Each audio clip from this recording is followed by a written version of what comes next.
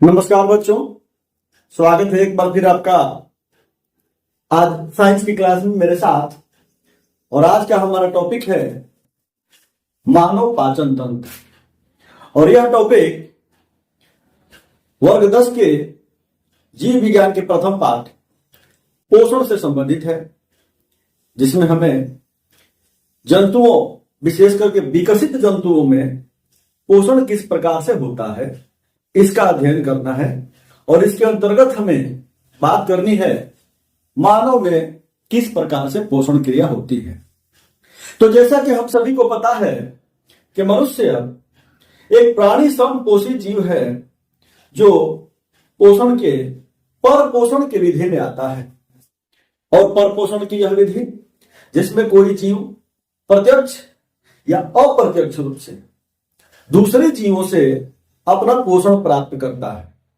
मनुष्य भी इसी श्रेणी में आने वाला जीव है, जिसके भोजन का अधिकांश हिस्सा पौधों से प्राप्त होता है या फिर शेष हिस्सा जंतुओं से प्राप्त होता है।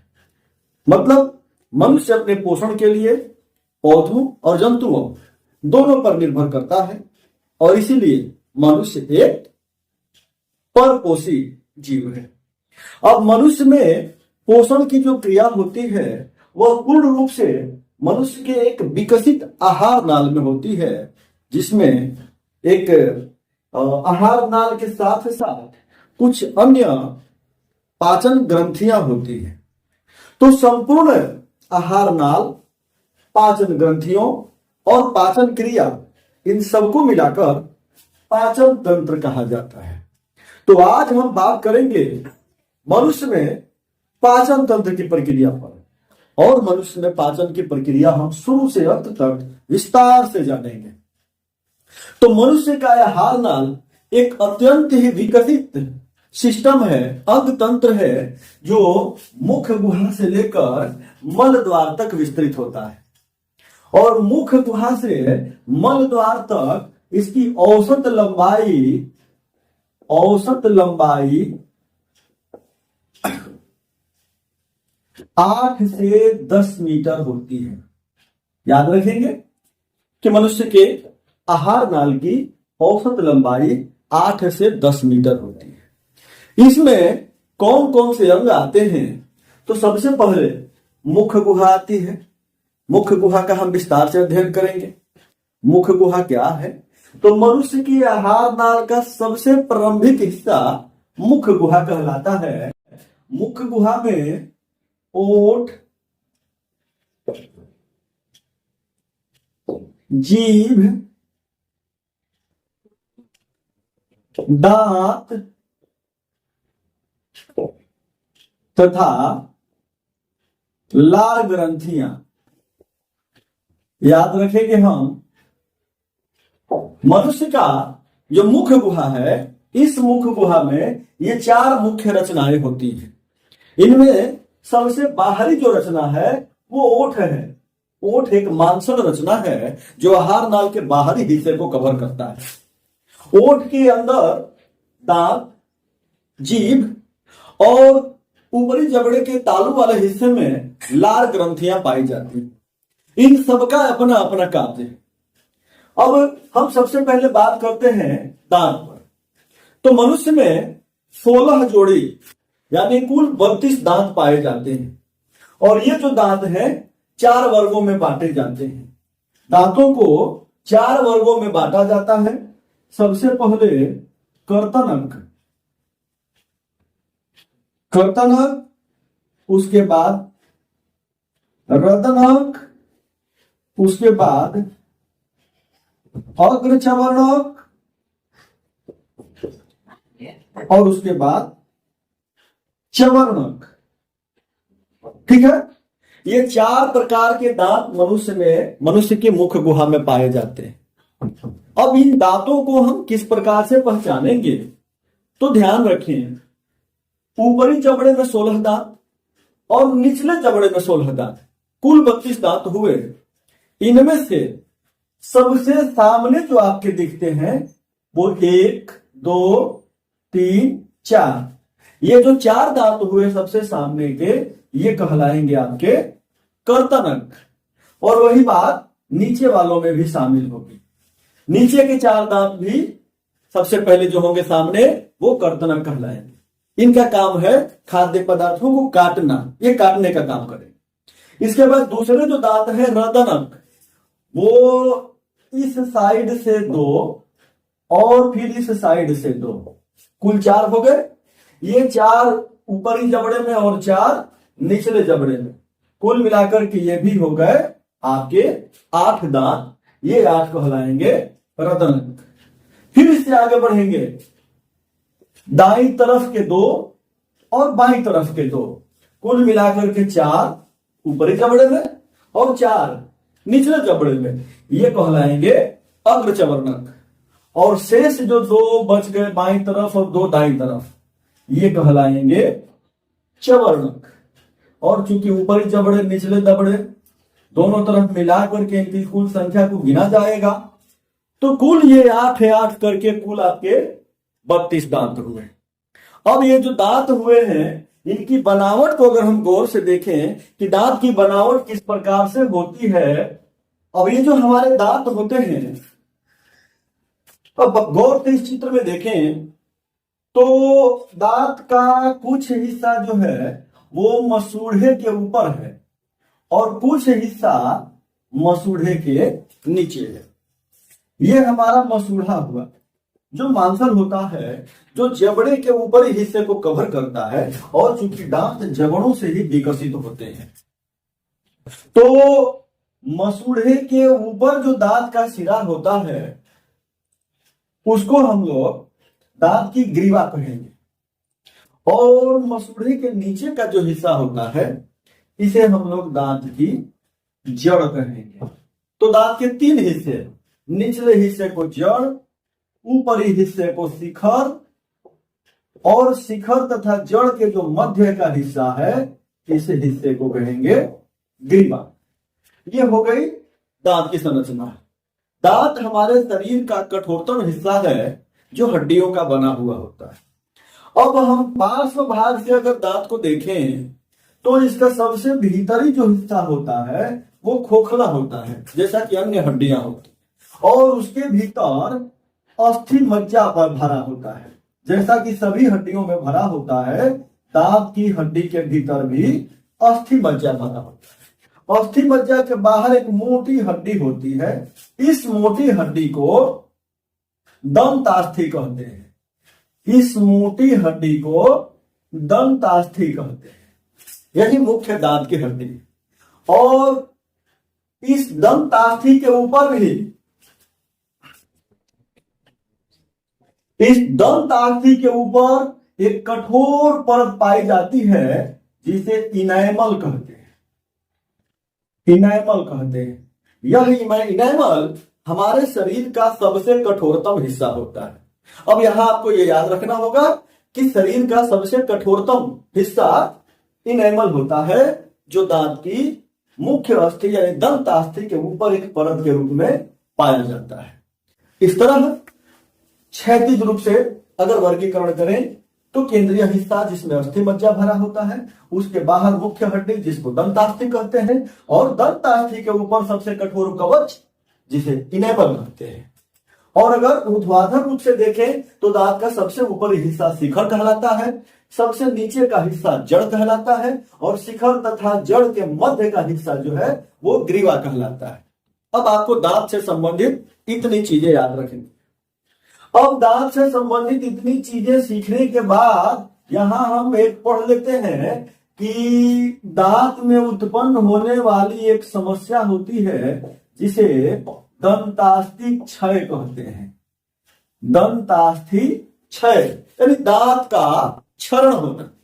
हमें पता है कि दांत अस्थियों का बना होता है जिसमें मुख्य रूप से कैल्शियम कार्बोनेट और कैल्शियम फॉस्फेट पाए जाते हैं। अब जब कभी हम मीठे पदार्थ खाते हैं, चॉकलेट वगैरह खाते हैं, या कोई अन्य भोजन करते हैं जिसमें ग्लूकोज उपस्थित हो, और अगर हम दांतों को साफ नहीं करते हैं, भोजन के ये कण हमारी दांतों के 2 दांतों के बीच वाली जगह में अगर फंस जाते हैं या चिपक जाते हैं, तो कभी कभार ऐसा होता है कि चूंकि आप सोए हुए हैं तो मुंह अक्सर आपका खुल जाएगा, आपका सीधा संपर्क वायु से, वायुमंडल से होगा।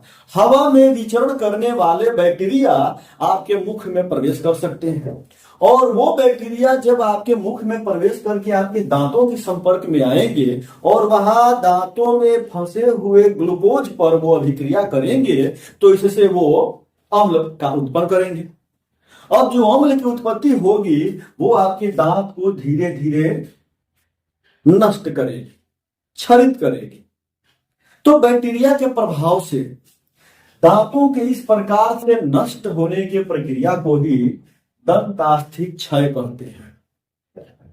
ऐसे प्राकृतिक रूप से हमारा लार उत्पन्न, मुख गुहा में लार उत्पन्न होते रहता है, जो दंतास्थि क्षय से हमारे दांतों को बचाता है। लेकिन फिर भी अगर हम दांतों को अच्छी तरह से साफ नहीं करते हैं समय समय पर, तो उस प्रक्रिया में यह होता है कि बैक्टीरिया का ग्लूकोज पर प्रभाव होने से जो अम्ल उत्पन्न होगा वो अम्ल हमारे दांत की हड्डियों को नष्ट करेगा, और इस प्रक्रिया में दंतास्थि क्षय उत्पन्न होगा, जिससे कभी कभार ये होगा कि दांत की हड्डियां क्षरित होने लगेगी, और क्षरित होते होते होते होते ये छिद्र जो है वो अस्थित मज्जा तक पहुंच जाएगा, और वैसी प्रक्रिया में आपको असह्य पीड़ा होगी। तो दंतास्थि क्षय, इसी को आप कैविटी कहने लगते हैं। तो इस परिस्थिति से बचाव के लिए नियमित रूप से आपको दांतों की साफ सफाई करनी है, विशेषकर भोजन करके दांतों को अच्छी तरह से साफ कर लेना होगा। इसके अतिरिक्त हम ऐसे पेस्ट का इस्तेमाल करें जो क्षारीय प्रवृत्ति का, और यही कारण है कि हमारे पूर्वज नीम के दांतों को बहुत ज्यादा महत्व देते थे, क्योंकि नीम के दांतों में क्षारीय पदार्थ पाए जाते हैं, जिससे दांतों की काफी अच्छी सुरक्षा होती है और दांतों पर बैक्टीरिया के प्रभाव से मुक्ति मिलती है। अब दांत का इतना अध्ययन हमारे लिए काफी होगा, और इसके बाद हम आगे बढ़ते हैं मुख गुहा का अन्य हिस्सा। अब हम बात करते हैं जीभ की। जीभ मुख गुहा का एक महत्वपूर्ण अंग है। जीभ एक मांसल रचना होती है, जो पश्च भाग में तो आधार से, जबड़े के आधार से जुड़ी होती है, लेकिन आगे वाला हिस्सा इसका मुक्त होता है, स्वतंत्र होता है, और इसमें ऐच्छिक पेशियां होती हैं जो हमारी इच्छा अनुरूप कार्य करती हैं। यह जीभ के बारे में हमको जानना है कि जीभ पर अनेक छोटी छोटी स्वाद कलिकाएं होती हैं, और जीभ का कार्य भोजन के विभिन्न अवयवों के स्वाद को ग्रहण करना है, स्वाद को पहचानना है। और चूंकि स्वाद एक भौतिक अनुभूति है, संवेदना है, और इसीलिए चूंकि संवेदना ग्रहण करता है जीभ, इसीलिए जीभ को हम संवेदी अंग में भी रखते हैं। तो जीभ स्वाद की संवेदना अंग करता है। जीभ के अलग अलग हिस्से में स्वाद महसूस करने के अलग अलग क्षेत्र होते हैं। जैसे यहाँ चित्र में आप देख रहे हैं कि जीभ का सबसे आगे वाला जो हिस्सा होता है वो मीठा स्वाद ग्रहण करता है, उसमें मीठे स्वाद की अनुभूति होती है। इसके पार्श्व के जो हिस्से होते हैं, इसमें जो आप देख रहे हैं कि ये हिस्सा जो है वो नमकीन स्वाद को अनुभव करता है, और नमकीन के ठीक बाद का जो हिस्सा है वो खट्टे स्वाद को अनुभव करता है। और जीभ का जो पश्च भाग है, सबसे पीछे वाला हिस्सा, वो कड़वा या तीखा याद करता है। अब आप ये भी कह सकते हैं कि जीभ के अग्रभाग में मीठा स्वाद अनुभव करने की स्वाद कलिकाएं होती हैं, पार्श्व भाग में नमकीन और खट्टा स्वाद अनुभव करने की स्वाद कलिकाएं होती है, और सबसे जो पास पिछला हिस्सा है, पिछले हिस्से में कड़वा और तीखा स्वाद महसूस करने की स्वाद कलिकाएं या स्वाद के क्षेत्र होते हैं। तो ये जीभ का एक कार्य ये हो गया कि ये भोजन के स्वाद को ग्रहण करता है, स्वाद की पहचान करता है। जीभ का एक दूसरा कार्य यह भी है कि जब मुख गुहा में भोजन को कुचला जा रहा हो, पीसा जा रहा हो, उस दौरान यह अच्छी तरह से उलटता पलटता है, ताकि भोजन का प्रत्येक अवयव अच्छी तरह से कुचला जाए, और साथ ही साथ उसमें लार भी मिश्रित होता रहे। तो ये जीभ और जीभ के बारे में इतनी जानकारी हमारे लिए, हमारी परीक्षा की दृष्टि से पर्याप्त होगी। अब आगे हम बढ़ते हैं। हमने ओष्ठ का अध्ययन कर लिया, मुख गुहा में दांत का अध्ययन किया, जीभ का अध्ययन किया। अब मुख गुहा का एक चौथा अवयव है लार ग्रंथियां। अब लार ग्रंथियां हमें पता है कि मुख गुहा के ऊपरी हिस्सों में, जबड़ों में 3 जोड़ी लार ग्रंथियां पाई जाती हैं, और इन लार ग्रंथियों के नाम आपको याद रखना है। पैरोटिड ग्रंथि, पैरोटिड ग्रंथि। दूसरा सबमैंडिबुलर ग्रंथि, सबमैंडिबुलर ग्रंथि। तीसरा सबलिंगुअल ग्रंथि, सबलिंगुअल ग्रंथि। तो ये 3 जोड़ी लार ग्रंथियां हमारी मुख गुहा में पाई जाती हैं, जिनका स्राव लार कहलाता है। लार एक क्षारीय पदार्थ होता है जो भोजन के पाचन में सहायता करता है, साथ ही यह भोजन को लसलसा चिपचिपा बनाने में मदद करता है ताकि भोजन आहार नाल में आसानी से सरक सके।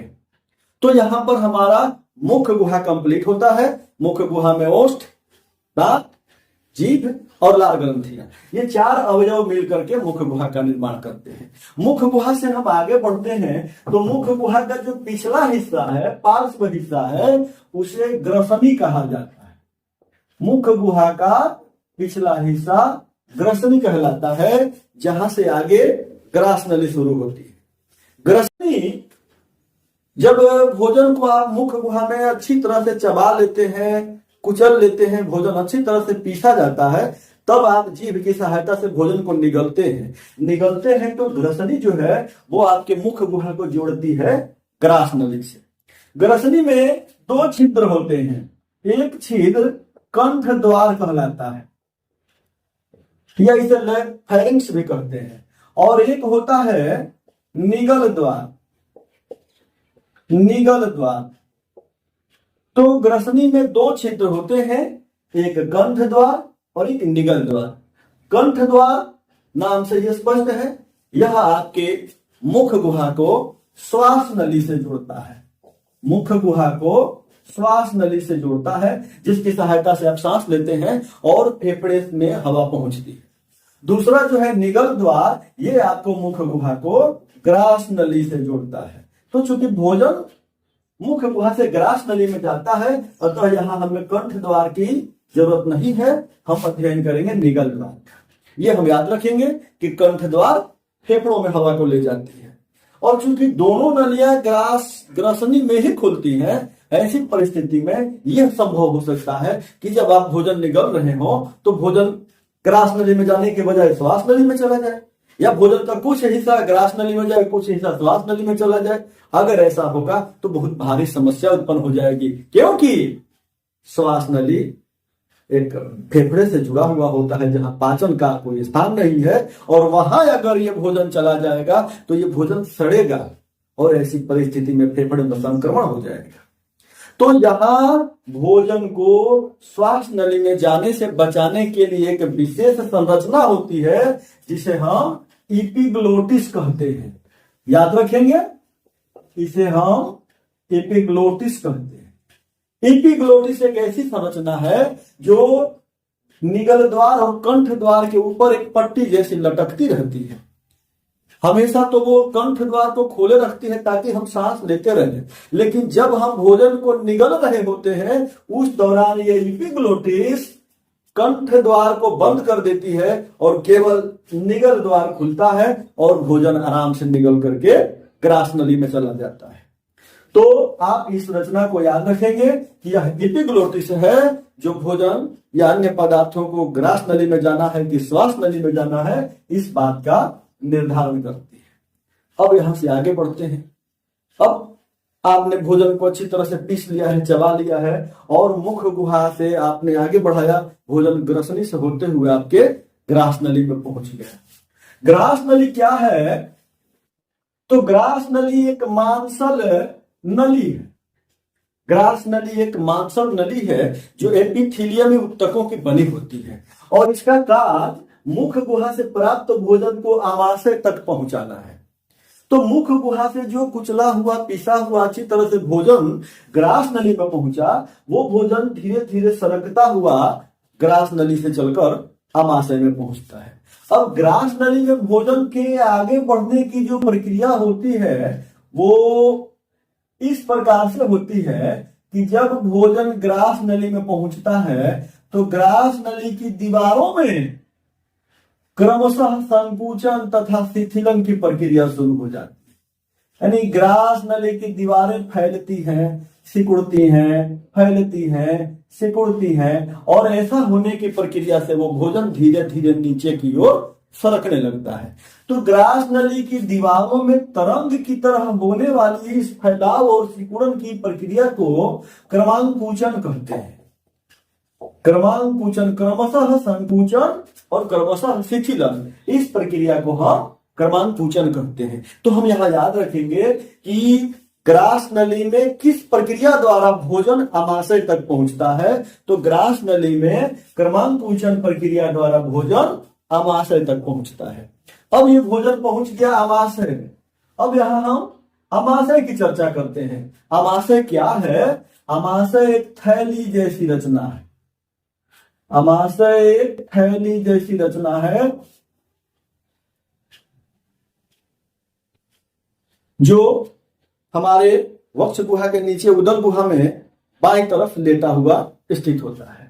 एक थैली जैसी रचना है जिसका प्रारंभिक सिरा जो है वो संकीर्ण होता है, अंतिम सिरा जो है ये भी संकीर्ण होता है, बीच का सिरा चौड़ा होता है।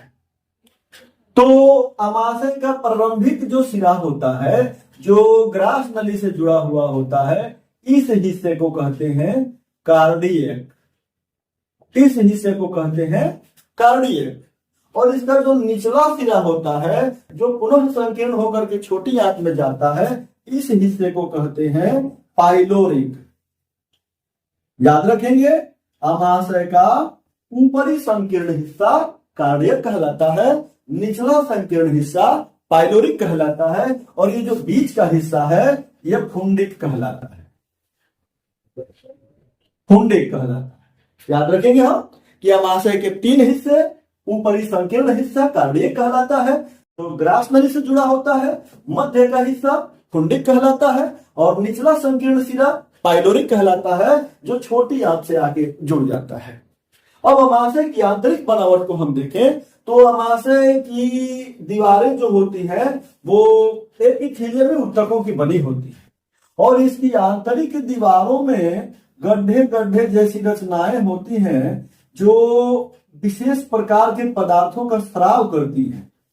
तो एक तरह से आप कह सकते हैं कि आमाशय भी एक अंतःस्रावी ग्रंथि की तरह ही कार्य करता है, और आमाशय में पदार्थों का स्राव करने वाली जो ग्रंथियां होती हैं, इन ग्रंथियों को जठर ग्रंथि कहते हैं। इन ग्रंथियों को जठर ग्रंथि कहते हैं। आमाशय की दीवारों में स्थित ग्रंथियां जठर ग्रंथि कहलाती हैं। इनमें 3 प्रकार की कोशिकाएं होती हैं। इन कोशिकाओं को आप अम्लजन कोशिका, अम्लजन कोशिका, जाइमोजिन कोशिका और म्यूकस या श्लेष्मा कोशिका कह सकते हैं। म्यूकस कोशिका, जाइमोजिन कोशिका, नाम याद रखेंगे। अब देखिए कि जठर ग्रंथियां 3 प्रकार की कोशिकाओं की बनी होती हैं। एक अम्लजन कोशिका, दूसरी जाइमोजिन कोशिका और तीसरी म्यूकस कोशिका। और इन तीनों ही कोशिकाओं से अलग अलग पदार्थों का स्राव होता है, और इसी के कारण ये कुल मिलाकर के जठर ग्रंथियां कहलाती हैं, और इन तीनों के स्राव को सम्मिलित रूप से जठर रस कहते हैं। ठीक है। जठर ग्रंथियों में जो 3 प्रकार के स्राव निकले हैं वो सब मिला करके जठर रस कहलाते हैं। अब इसमें कौन कौन से पदार्थ होते हैं? तो सबसे पहले जो है वो हाइड्रोक्लोरिक अम्ल होता है। अम्लजन कोशिका या भित्ति कोशिका से जो स्राव निकलता है वो हाइड्रोक्लोरिक अम्ल होता है। मित्रों, आपको पता है कि हाइड्रोक्लोरिक अम्ल प्रकृति का सबसे कठोर अम्ल, सबसे संक्षारक अम्ल होता है, और यह एक घातक पदार्थ है जो त्वचा को तो यूं ही गला देने की क्षमता रखता है, किंतु इसकी सांद्रता 0.1% होती है। 0.1% सांद्रता का हाइड्रोक्लोरिक अम्ल हमारे आमाशय की अम्लजन कोशिकाओं में उत्पन्न होता है, और इसलिए यह ज्यादा घातक नहीं होता, किंतु फिर भी काफी प्रबल होता है। और जो जाइमोजिन कोशिकाएं हैं, इन जाइमोजिन कोशिकाओं से एक प्रकार का एंजाइम उत्पन्न होता है जिसे पेप्सिनोजिन कहते हैं। पेप्सिनोजिन, जाइमोजिन कोशिकाओं से उत्पन्न होने वाले एंजाइम को पेप्सिनोजिन एंजाइम कहते हैं। तो ये पेप्सिनोजिन एक निष्क्रिय एंजाइम होता है जो भोजन के पाचन के प्रक्रिया में अपना योगदान देता है। और तीसरा जो है ये म्यूकस कोशिका, इनसे जो स्राव होता है इस स्राव को म्यूकस कहते हैं। तो ये तीन प्रकार की कोशिकाओं से निकले ये तीन प्रकार के स्राव मिलकर के जठर रस कहलाते हैं। याद रखेंगे कि जठर रस में हाइड्रोक्लोरिक अम्ल शामिल होता है, पेप्सिनोजिन एंजाइम शामिल होता है और म्यूकस शामिल होता है। और ये तीनों मिलाकर के औसतन प्रतिदिन हमारे शरीर से 3 लीटर जठर रस का स्राव होता है। एक स्वस्थ वयस्क व्यक्ति के आमाशय में प्रतिदिन औसतन 3 लीटर जठर रस का स्राव होता है। अब इन तीनों पदार्थों के कार्य क्या क्या है, इन बात पर हम चर्चा कर लेते हैं। सबसे पहले ये हाइड्रोक्लोरिक अम्ल। तो हाइड्रोक्लोरिक अम्ल 2 तरह का कार्य करता है। पहला कार्य तो ये यह करता है कि अगर हमारे भोजन के साथ संक्रमित बैक्टीरिया या अन्य सूक्ष्म जीव पहुंच गए हैं आमाशय में, तो ये हाइड्रोक्लोरिक अम्ल उन सूक्ष्म जीवों को नष्ट कर देता है। इस तरह बैक्टीरिया से हमारे आमाशय को सुरक्षित रखता है।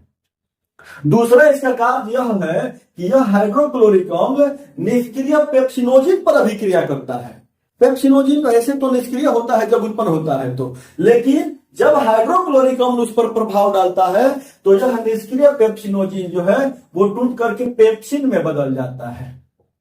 पेप्सिन में बदल जाता है। पेप्सिनोजिन भी एंजाइम ही है और पेप्सिन भी एंजाइम ही है, लेकिन पेप्सिनोजिन निष्क्रिय होता है जबकि पेप्सिन क्रियाशील हो जाता है, सक्रिय हो जाता है। और यह पेप्सिन क्या करता है, यह पेप्सिन आपके भोजन में जितने भी प्रोटीन के अणु होते हैं उन प्रोटीन के अणुओं को तोड़ देता है और प्रोटीन को तोड़कर यह बदल देता है पेप्टोन में।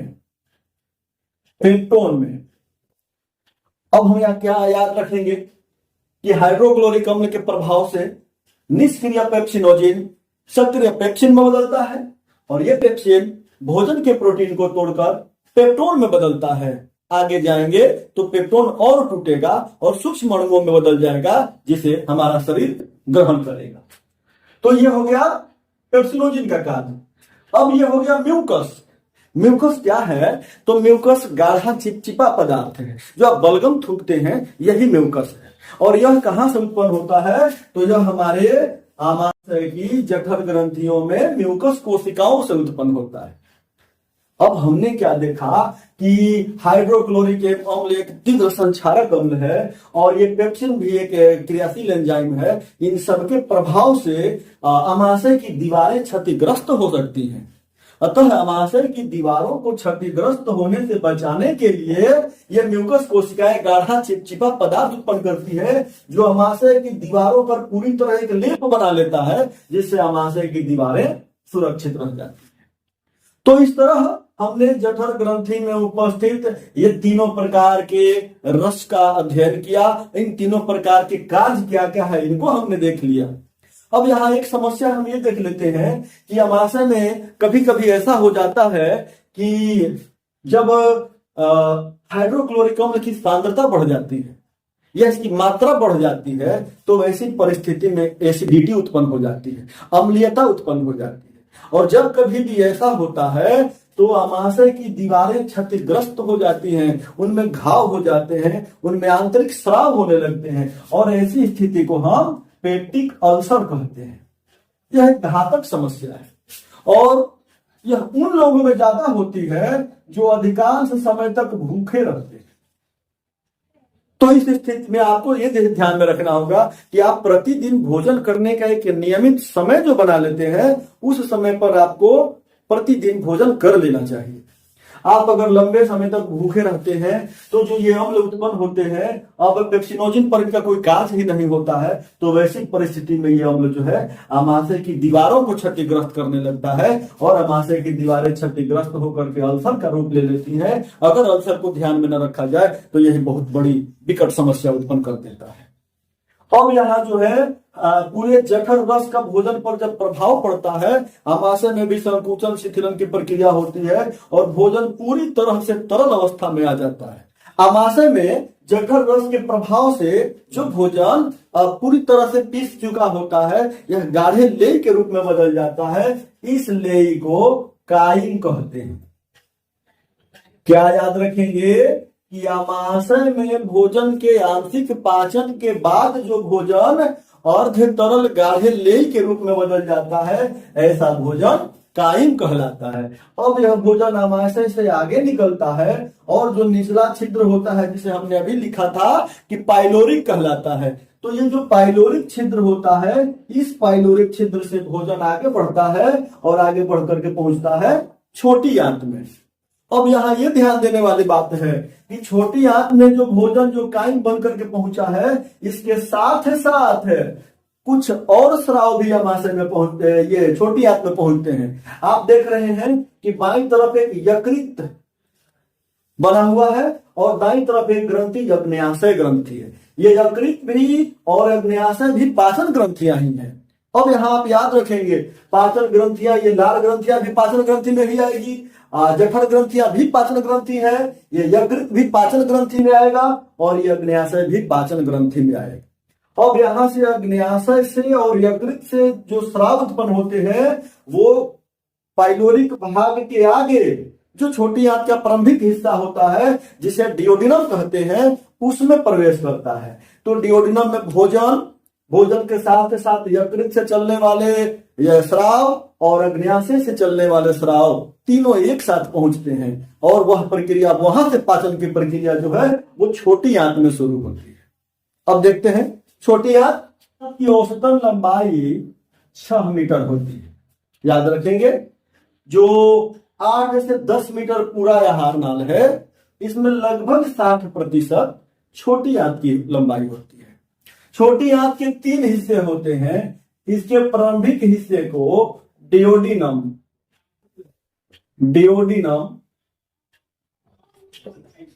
जेजुनम तथा इलियम, ठीक है। डियोडिनम, जेजुनम और इलियम, ये 3 हिस्से होते हैं छोटी आंत के। अब यहां आप देखें कि आमाशय के पाइलोरिक हिस्से के बाद जो सी जैसी आकृति बन रही है, ये छोटी आंत का ही हिस्सा है। इसी हिस्से को डियोडिनम कहा जाता है, या हिंदी में इसे ग्रहणी कहा जाता है। ग्रहणी कहा जाता है। तो ये ग्रहणी जो है, इसी में यकृत से आने वाली एक नली, जिसे मूल पित्त वाहिनी, याद रखेंगे, मूल पित्त वाहिनी और अग्न्याशय से आने वाली अग्न्याशय वाहिनी, दोनों मिल करके इसी छोटी आंत के ग्रहणी में यानी डियोडिनम में खुलती है। अब यहां हम क्या ध्यान रखेंगे कि यकृत हमारे शरीर की सबसे बड़ी ग्रंथि है। यकृत के संबंध में याद रखेंगे कि यकृत मानव शरीर के सबसे बड़ी ग्रंथि है, जिसका औसत भार 1.5 किलोग्राम होता है। यकृत, जिसे हम लोग जिगर या कलेजा भी कहते हैं, यह हमारे शरीर की सबसे बड़ी ग्रंथि है और इसका भार 1.5 किलोग्राम होता है। यह एक क्षारीय पदार्थ का निर्माण करती है, जिसे पित्त कहते हैं। यकृत में एक क्षारीय पदार्थ का निर्माण होता है, इस क्षारीय पदार्थ को पित्त कहते हैं। यह पित्त पूरे यकृत से निर्मित होकर के छोटी छोटी नलिकाओं द्वारा स्रावित होता है और एक थैली जैसी रचना में इकट्ठा होता है, जिसे पित्ताशय कहते हैं। तो पित्ताशय में इकट्ठा होने वाला पित्त, इसका रंग गहरा हरा होता है और इसकी प्रकृति क्षारीय होती है। यह पित्त जब भोजन के काइम, हमने अभी पढ़ा था कि आमाशय में जो भोजन गाढ़े लेई के रूप में बदल गया है, उसे काइम कहते हैं। जब यह पित्त उस पर पहुंचता है, तो वो भोजन जो हाइड्रोक्लोरिक अम्ल के प्रभाव से अम्लीय हो गया था, पित्त उसे उदासीन कर देता है। हमने पढ़ा है कि अम्ल और क्षार के बीच होने वाली अभिक्रिया उदासीनीकरण अभिक्रिया होती है। तो चूंकि अब उस भोजन पर आंत्र ग्रंथियों और अग्न्याशय ग्रंथियों के एंजाइम के प्रभाव से भोजन के अणुओं को छोटे छोटे अणुओं में तोड़ना है, इसीलिए उसे उदासीन बनाना आवश्यक है। और उसे उदासीन बनाने के लिए पित्त जो क्षारीय पदार्थ होता है वो जाकर के काइम में घुलता मिलता है, और जब वह भोजन में घुल मिल जाता है तो हाइड्रोक्लोरिक अम्ल का प्रभाव समाप्त हो जाता है, भोजन उदासीन हो जाता है, और यहां से भोजन के पाचन की प्रक्रिया आगे शुरू होती है। अब भोजन की प्रक्रिया, जो पाचन की प्रक्रिया शुरू होती है, उसमें अग्न्याशय से आने वाले कुछ विशिष्ट एंजाइम कार्य करते हैं। अग्न्याशय में 4 प्रकार के एंजाइम उत्पन्न होते हैं, आप याद रखेंगे। अग्न्याशय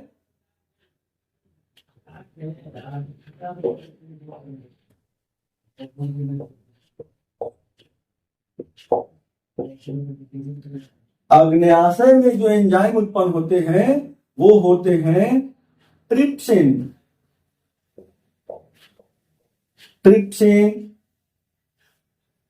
एमाइलेज,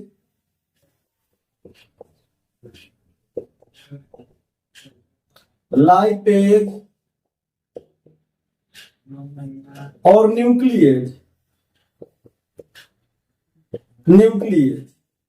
ये 4 प्रकार के एंजाइम अग्न्याशय से उत्पन्न होते हैं। याद रखेंगे हम, अग्न्याशय जो आप देख रहे हैं कि अमाशय के अधर भाग में एक पत्ती जैसी संरचना है। यह एक मांसल ग्रंथि है जिसमें एंजाइम उत्पन्न होते हैं। ये 4 प्रकार के एंजाइम होते हैं जिन्हें ट्रिप्सिन, एमाइलेज, लाइपेज और न्यूक्लियेज कहते हैं। इन सबके भिन्न भिन्न कार्य होते हैं। ट्रिप्सिन जो है वो प्रोटीन के पाचन में सहयोग करता है। इसके अतिरिक्त जो एमाइलेज है, और यह एमाइलेज भोजन में उपस्थित स्टार्च को तोड़ करके माल्टोस में बदल देता है। भोजन के जो स्टार्च होते हैं उस स्टार्च को तोड़कर ये माल्टोस नामक अणु में बदल देता है। माल्टोस स्टार्च से छोटा अणु होता है जिसका पाचन, जिसका अवशोषण अपेक्षाकृत आसान होता है, किंतु अभी इसको और टूटना है। हमारी कोशिकाएं इसे माल्टोस के रूप में ग्रहण नहीं करती, इसे और टूटना पड़ता है जो आगे चल करके टूटेगा। लेकिन हम यहाँ याद रखेंगे कि ये छोटी आंत के दूसरे हिस्से जेजुनम में ये जो अग्न्याशय रस का एमाइलेज नाम का एंजाइम है, यह भोजन में स्टार्च को तोड़ करके उसे माल्टोस में बदल देता है। इसमें एक दूसरा जो एंजाइम है ये लाइपेज है। यह लाइपेज एंजाइम जो है ये भोजन में उपस्थित वसा को तोड़ता है और वसा को तोड़ करके वसा अम्ल में बदल देता है। और साथ ही साथ इसमें ग्लिसरॉल में बदल देता है। तो यहां हम याद रखेंगे कि अग्न्याशय से स्रावित होने वाला लाइपेज नाम का एंजाइम भोजन के वसा को तोड़कर वसा अम्ल और ग्लिसरॉल में बदल देता है। यहाँ एक बात और याद रखिए कि जो अमाशय में पेप्सिनोजिन नाम का एंजाइम उत्पन्न हुआ था, साथ ही अमाशय में भी थोड़ी मात्रा में गैस्ट्रिक लाइपेज उत्पन्न होता है, और वहां भी गैस्ट्रिक लाइपेज, अमाशय में भी गैस्ट्रिक लाइपेज वसा का ही पाचन करता है। तो वसा का आंशिक पाचन अमाशय से ही शुरू हो जाता है। वैसे अगर आपसे पूछा जाए कि मनुष्य के आहार नाल में भोजन का पाचन कहाँ शुरू होता है, तो भोजन के पाचन की प्रक्रिया मुख गुहा से ही शुरू हो जाती है। जब आप दांतों से भोजन को अच्छी तरह पीसते हैं, जीभ से उलटते पलटते हैं, लार ग्रंथियां भोजन को मुलायम बनाती है, तो पाचन की प्रक्रिया से तो यहीं से शुरू हो जाती है। तो पाचन की प्रक्रिया यहां से शुरू होती है, लेकिन मुख्य पाचन एंजाइम वगैरह के द्वारा जो पाचन होता है वो अमाशय से शुरू होता है। तो अब आगे बढ़ते हैं और एक बार फिर आते हैं अग्न्याशय में जो चौथा एंजाइम है वह है न्यूक्लियेज। और यह न्यूक्लियेज एंजाइम जो है वो न्यूक्लिक अम्ल को तोड़ता है। भोजन में जो न्यूक्लिक अम्ल होते हैं उस न्यूक्लिक अम्ल को तोड़ता है। और न्यूक्लिक अम्ल टूटने के बाद क्या बदलता है, तो टूटने के बाद ये न्यूक्लियोटाइड कहलाता है। न्यूक्लियोटाइड्स। अब ये जो न्यूक्लियोटाइड्स है ये हमारी कोशिकाओं के द्वारा अवशोषित किया जा सकता है। तो यहां हमने क्या देखा कि अग्न्याशय ग्रंथि से जो एंजाइम स्रावित होते हैं वो 4 प्रकार के एंजाइम होते हैं। इन्हें संयुक्त रूप से अग्न्याशयी रस कहा जाता है। इस अग्न्याशयी रस में ट्रिप्सिन, एमाइलेज, लाइपेज और न्यूक्लियस, ये 4 प्रकार के एंजाइम होते हैं जो भोजन के अलग अलग हिस्सों को तोड़ते हैं। अब यहां से आगे बढ़ते हैं तो भोजन के टूटने का जो शेष हिस्सा है वो आंत में, छोटी आंत में जो ग्रंथियां होती हैं उनसे भोजन का पाचन होता है। छोटी आंत में भी ग्रंथियां होती हैं जो कुछ एंजाइम्स का स्राव करती हैं और इन ग्रंथियों को आंत्र ग्रंथियां कहते हैं। आंत्र ग्रंथियां कहते हैं। तो आंत्र ग्रंथियां जो छोटी आंत के जेजुनम हिस्से में पाई जाती हैं और ये कुछ विशेष प्रकार के एंजाइम्स का स्राव करती है। इनसे 6 प्रकार के एंजाइम मुक्त होते हैं। याद रखेंगे कि आंत्र ग्रंथियों से 6 प्रकार के एंजाइम उत्पन्न होते हैं जिन्हें क्रमशः पेप्टाइडेस,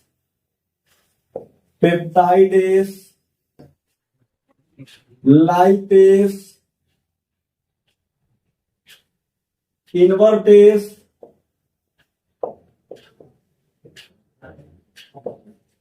माल्टेस, लैक्टेस और न्यूक्लियस कहते हैं। इस प्रकार से छोटी आंत्र की जेजुनम में यानी आंत्र ग्रंथियों में 6 प्रकार के एंजाइम उत्पन्न होते हैं जिन्हें क्रमशः peptidase, lipase, invertase, maltase, lactase और न्यूक्लियस कहते हैं। इन सबका अपना अपना कार्य है। ये सभी भोजन के भिन्न भिन्न अवयवों को तोड़ने, अपघटित करने का कार्य करती हैं। इन सबको सम्मिलित रूप से हम आंत्र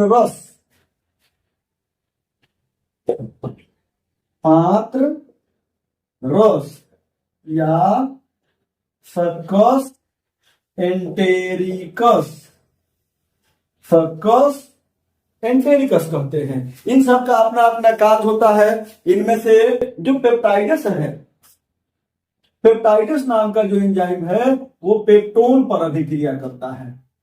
अब देखिए, आप याद कीजिए, आपने अभी पढ़ा कि आमाशय में जो निष्क्रिय पेप्सिनोजिन था हाइड्रोक्लोरिक अम्ल के प्रभाव से पेप्सिन में बदला और पेप्सिन ने प्रोटीन को तोड़ करके पेप्टोन में बदल दिया। अब यहाँ पेप्टोन जो पहुंचा है छोटी आंत में, पेप्टाइडस नाम का एंजाइम ने उस पेप्टोन पर कार्य किया और इस पेप्टोन को तोड़ करके इसने इसे एमिनो अम्ल में बदल दिया। एमिनो अम्ल में बदल दिया। अब ये एमिनो अम्ल हमारी कोशिकाओं के लिए उपयोगी, अवशोषित किया जा सकने वाला पदार्थ बन चुका है। दूसरा हिस्सा ये लाइपेस। देखिए, लाइपेस आमाशय में भी उत्पन्न हुआ था, अग्न्याशय में भी उत्पन्न हुआ था और आंत्र ग्रंथियों में भी उत्पन्न हुआ है। आमाशय में इसने वसा को तोड़ा था। ये जो अग्न्याशय से आया था इसने वसा को तोड़ा था। आंत्र ग्रंथियों से आया है, ये वसा को ही तोड़ेगा और वसा को तोड़ करके ये वसा अम्ल और ग्लिसरॉल में बदल देगा। वसा अम्ल और ग्लिसरॉल में बदल देगा। अब ये जो है इनवर्टेस, ये इनवर्टेस का कार्य है कि यह सुक्रोज को तोड़ता है और सुक्रोज को तोड़ करके इसे ग्लूकोज में बदल देता है। सुक्रोज भोजन में जो होता है इसे तोड़ करके यह बदल देता है ग्लूकोज में। तो इनवर्टेस नाम का एंजाइम भोजन के सुक्रोज को तोड़कर ग्लूकोज में बदल देता है। अब देखिए, आपने पढ़ा था कि एमाइलेस जो अग्न्याशय रस से निकला था, उस एमाइलेस ने भोजन के स्टार्च को तोड़ करके माल्टोस में बदल दिया था। अब सक्कस एंटेरिकस यानी आंत्र रस में उपस्थित ये जो माल्टेस है, ये उस माल्टोज को तोड़ेगा और माल्टोज को तोड़ करके उसे बदल देगा ग्लूकोज में। इसके बाद बच गया लैक्टेस। तो यह लैक्टेस जो है वो लैक्टोज को तोड़ेगा और भोजन में जो लैक्टोज होंगे उन लैक्टोज के अणुओं को तोड़ करके यह पुनः उन्हें भी ग्लूकोज में बदल देगा। और अंत में है न्यूक्लियस, ये न्यूक्लिक अम्ल पर काम करेगा। और हमने अभी देर पहले लिखा था कि न्यूक्लिक अम्ल को तोड़कर यह न्यूक्लियोटाइड में बदल देता है। इस तरह आंत्र ग्रंथियों के 6 एंजाइम, पेप्टाइडेस जो पेप्टोन को तोड़कर एमिनो अम्ल में बदलता है, लाइपेस जो वसा को तोड़ करके वसा अम्ल और ग्लिसरॉल में बदलता है, इन्वर्टेस जो सुक्रोज को तोड़ करके ग्लूकोज में बदल देता है, माल्टेस जो माल्टोस को तोड़ करके ग्लूकोज में बदल देता है, लैक्टेस जो लैक्टोस को तोड़कर ग्लूकोज में बदल देता है, न्यूक्लियस जो न्यूक्लिक अम्ल को तोड़कर न्यूक्लियोटाइड में बदल देता है। अब यह भोजन पूर्ण रूप से पच गया है, पाचन की क्रिया पूर्ण हो चुकी है और यह क्रिया अमाशय छोटी आंत के अंतिम हिस्से इलियम में संपन्न होती है। अब इलियम जो छोटी आंत का तीसरा हिस्सा है, वहीं पर भोजन के इन सारे उपयोगी अणुओं का अवशोषण भी हो जाता है। अब इलियम की हम बात करते हैं। अब भोजन के पाचन की प्रक्रिया आगे जो है वो इलियम में होती है। इलियम जैसा कि हमने अभी पढ़ा कि छोटी आंत का तीसरा हिस्सा, छोटी आंत का प्रारंभिक हिस्सा डिओडिनम, मध्य का हिस्सा जेजुनम जहां आंत्र ग्रंथियां होती हैं, और शेष हिस्सा इलियम कहलाता है। इलियम की दीवारों को अगर देखा जाए तो इलियम की बाहरी सतह तो मतलब चिकनी होती है, लेकिन आंतरिक सतहों में उभार जैसी रचनाएं विकसित होती हैं। और इन उभार जैसी रचनाओं को आप देख रहे हैं, ये उभार जैसी रचनाएं रसांगुल कहलाती हैं, या फिर इन्हें विलाई कहते हैं, विलाई। तो ये उभार जैसी रचनाएं जिनमें अत्यंत सूक्ष्म छिद्र होते हैं, और इन दोनों परतों के बीच रक्त प्रवाह होता है, रक्त केशिकाएं होती हैं। रक्त केशिकाएं आपको पता है अत्यंत महीन रक्त वाहिनियों, रक्त नलियों को रक्त केशिका कहा जाता है। तो ये रक्त प्रवाह आंत्र की इलियम की दोनों परतों के बीच मुख्य रक्त प्रवाह होता है, और इनमें रक्त केशिकाएं होती हैं, और ये जो आंतरिक हिस्से में उभरी हुई अंकुर जैसी रचनाएं होती है, ये रसांगुल या विलाई कहलाती है। अब यहां जब भोजन आता है, जो भोजन पूरी तरह से पाचन हो चुका होता है, सारे इसके जटिल अणु तुड़ करके सरल अणु में बदल चुके होते हैं, जब यह इलियम में पहुंचता है तो यहाँ भोजन के पोषक पदार्थों के अवशोषण की प्रक्रिया शुरू हो जाती है। अब भोजन में जितने भी पोषक हैं वो सभी इन रसांगुलों द्वारा अवशोषित होकर के रक्त प्रवाह में पहुंच जाते हैं, और रक्त प्रवाह के माध्यम से आपके पूरे शरीर में वितरित हो जाते हैं और समस्त कोशिकाओं तक पहुंच जाते हैं।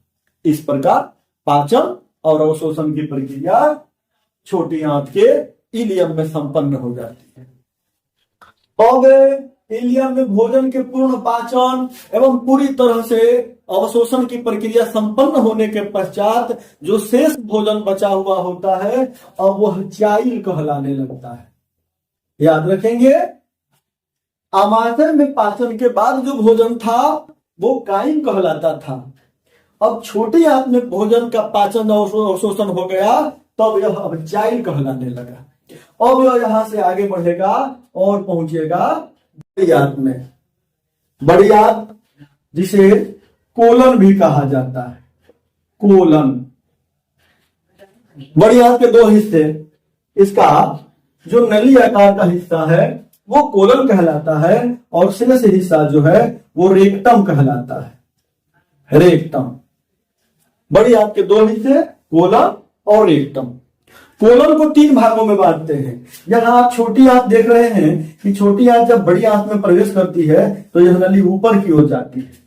जब यह ऊपर की ओर जाती है तो इसे ऊपरी गामी कोलन कहते हैं, ऊपरी गामी कोलन।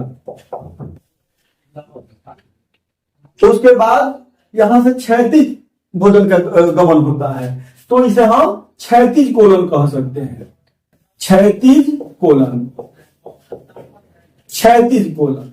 और यहां आने के बाद भोजन नीचे की ओर गिरना शुरू हो जाएगा, तो इसे हम लोग अधोगामी,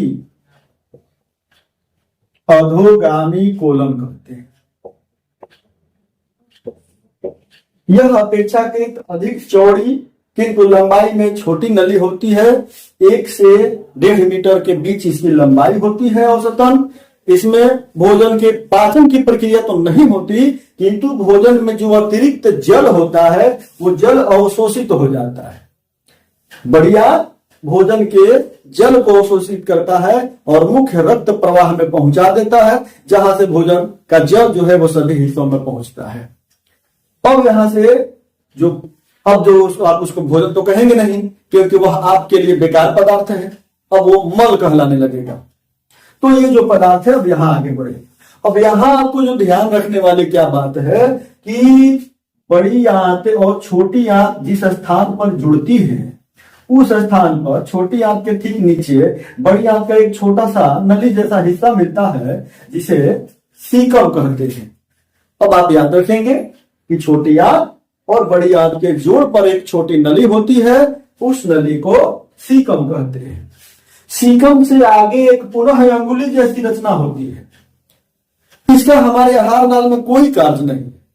यह अपेंडिक्स कहलाती है। अपेंडिक्स से आपको याद होगा, अपेंडिक्स पेट में होने वाली एक प्रकार की समस्या है। अब उसमें होता क्या है कि कभी कभार अगर अपेंडिक्स में संक्रमण हो जाता है तो यह दर्द करने लगता है और यह काफी हानिकारक हो जाता है। जब इसमें संक्रमण हो जाता है तो जो समस्या उत्पन्न होती है उसे अपेंडिसाइटिस कहते हैं। अपेंडिसाइटिस। और जब अपेंडिसाइटिस नाम की समस्या उत्पन्न हो जाती है तो उसका बस एक ही इलाज है, ऑपरेशन करके इस नली को यहां से काटकर अलग कर दिया जाता है, निकाल दिया जाता है। तो ये हो गई अपेंडिक्स। अब यहां से भोजन जिसके समस्त पोषक पदार्थों का अवशोषण इलियम में संपन्न हो गया था। आप इसमें एक बात याद रखेंगे कि भोजन के पाचन की प्रक्रिया जो मुख्य गुहा से शुरू हुई थी वो छोटी आंत के इलियम में आकर समाप्त हो जाती है। अब भोजन का पाचन इलियम में ही संपन्न हो जाता है। शेष भोजन आगे बढ़ता है बड़ी आंत में, तो उसमें से अतिरिक्त जल का भी अवशोषण हो जाता है और अब यह बड़ी आंत से होता हुआ एक अस्थायी थैली जैसी रचना में इकट्ठा होता है, जिसे रेक्टम कहते हैं। रेक्टम को मलाशय भी कहा जाता है और इस मलाशय में यह भोजन इकट्ठा रहता है और समय समय पर मल द्वारा इस बेकार पदार्थ को शरीर से बाहर उत्सर्जित कर दिया जाता है। इस प्रकार मनुष्य के पाचन तंत्र में संपूर्ण प्रक्रिया संपन्न होती है। आशा है आपको ये क्लास पसंद आई होगी। इसमें अगर कोई सुधार की आवश्यकता हो तो आप कमेंट में हमें रिप्लाई कर सकते हैं। उम्मीद है आप इसे सीखेंगे। मिलते हैं फिर अगले वीडियो में एक नए टॉपिक के साथ। तब तक के लिए धन्यवाद।